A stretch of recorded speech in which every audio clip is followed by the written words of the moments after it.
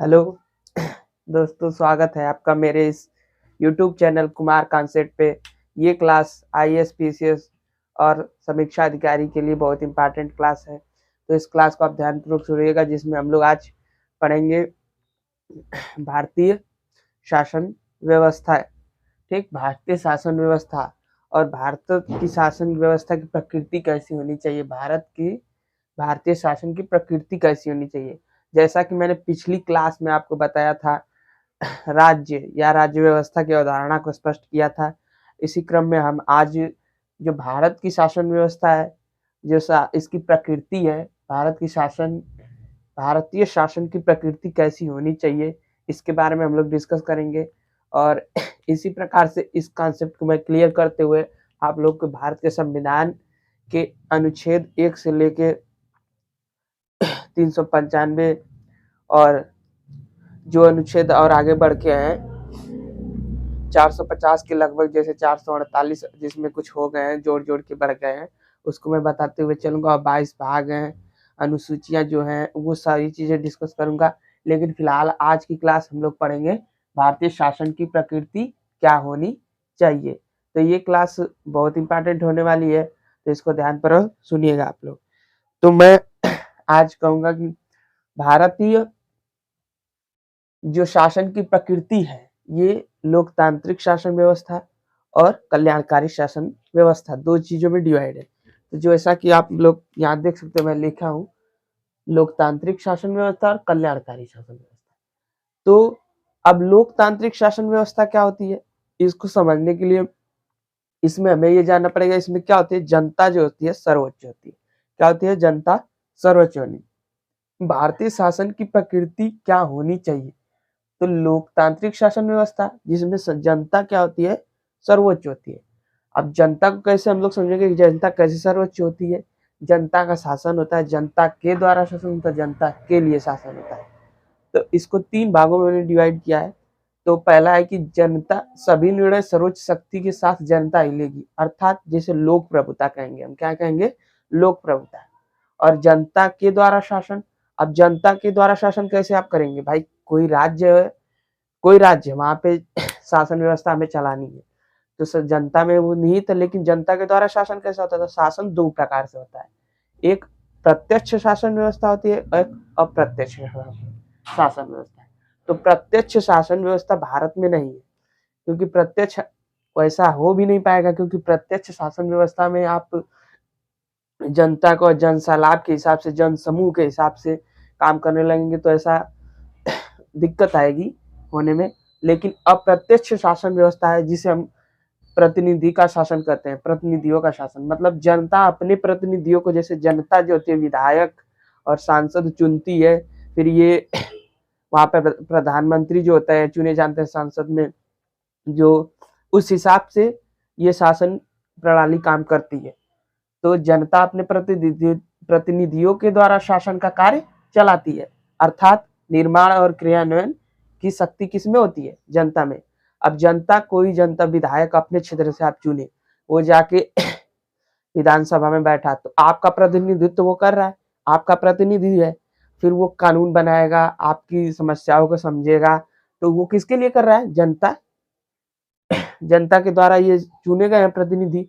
अब वो सारी व्यवस्था आप उनको दी है, अपनी सारी शक्ति आप उनके हाथ में सौंपे हैं, तो आप ही के द्वारा चुने गए हैं। फिर जनता के लिए शासन कैसे होगा, अब कोई भी चीज है, अब जनता सर्वोच्च होगी, लोकतांत्रिक शासन व्यवस्था में जनता सर्वोच्च होगी।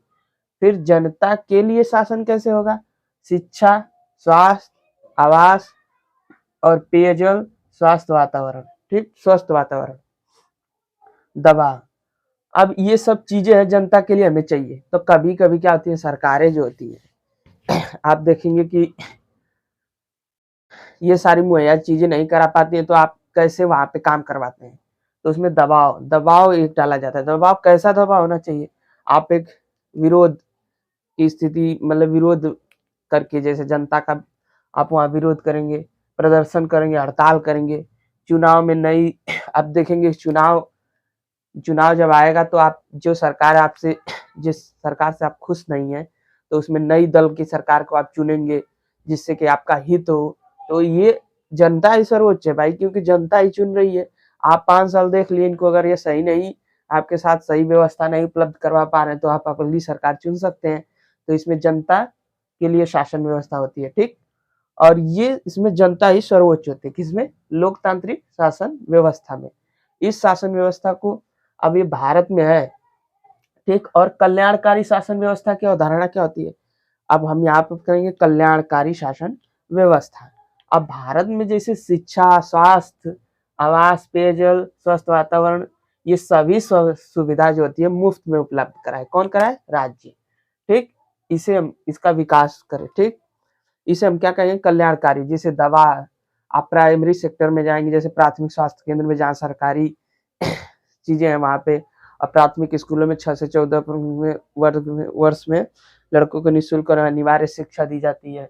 आवास की सुविधाएं जो सरकार हमारी कराती है। तो ये कल्याणकारी राज्य की व्यवस्था है। अभी देखिए राशन की मुहैया, खाने पीने की व्यवस्था, लगभग बेसिक नीड्स जो है सरकार मुहैया करवा रही है। तो ये क्या है? कल्याणकारी शासन व्यवस्था की अवधारणा है। और इस कल्याणकारी शासन व्यवस्था को समझने के लिए हम क्या कहते हैं कि इसे समझेंगे, और इस तरीके से हम इसे समझेंगे। भारतीय शासन की प्रकृति एक कल्याणकारी राज्य की होनी चाहिए, अर्थात समय के द्वारा सभी आवश्यक सुविधाएं जैसे रोटी, कपड़ा, मकान उपलब्ध करवाना चाहिए, क्योंकि भारत में अभी भी ऐसे लोग हैं की संख्या सर्वाधिक है, जो विकास की मुख्य धारा से सर्व से नहीं जुड़ पाए, जिन्हें हम वंचित और शोषित वर्ग कहते हैं, ठीक, कहा जाता है। मतलब भारत को अभी भी इसे कार्य करने की, जैसे मुफ्त शिक्षा, स्वास्थ्य व्यवस्था, शासन, ऐसी चीजों इसके द्वारा हम करें, जिसे हम कल्याणकारी शासन व्यवस्था कहेंगे। क्योंकि भारत में ऐसे लोग अभी भी हैं जो क्या कहते हैं कि इन सारी समस्याओं से जूझ रहे हैं। तो इस तरीके से हमें ये कहा जा सकता है कि कल्याणकारी शासन व्यवस्था किस तरह से इम्पोर्टेंट है, इसको हम इस कॉन्सेप्ट के समझेंगे। क्योंकि मुख्य धारा से अभी भी भारत में ऐसे लोग हैं जो कि मुख्य धारा से नहीं जुड़ पाए, जिसे हम वंचित या शोषित वर्ग कहते हैं। तो कल्याणकारी शासन व्यवस्था को भी आप लोग यहाँ समझे। और फिर भारत की प्रकृति क्या होनी चाहिए, इस परिप्रेक्ष्य में हमने देखा। और भारतीय संविधान को हम लोग अगली क्लास में पढ़ेंगे, और कुछ इसकी विशेषताएं मैं आपको बताऊंगा, भारतीय संविधान की विशेषताएं। फिर इस क्लास को मैं कंटिन्यू करूंगा। जैसे कि ये क्लास छोटी इसलिए रख रहा हूँ कि आपको ये क्लास बहुत दिन बाद मिली होगी। तो अभी मैं आगे की क्लास में आपको भारतीय संविधान, इसमें संविधान 1 से अनुच्छेद 1 से लेके 395 या 48 जो है उसको हम पढ़ेंगे, और 450 तक। और अनुसूचियां पढ़ेंगे, 22 भाग हैं, भाग 1 से लेके 22 भाग तक। तो मैं शुरू करूंगा अनुच्छेद 1 से लेके, ठीक, सिर्फ सभी चीजों को समझाऊंगा, धीरे धीरे पढ़ाते हुए चलूंगा। तो ये क्लास आप लोग इसमें बने रहिएगा। और इस क्लास को आप देख के थोड़ा सा, इसमें मैं आज ये क्लास डाल दिया हूँ कि आप लोग भारतीय शासन की प्रकृति को समझे। फिर इसके बाद मैं इसको कंटिन्यू करूंगा। तो थैंक यू दोस्तों।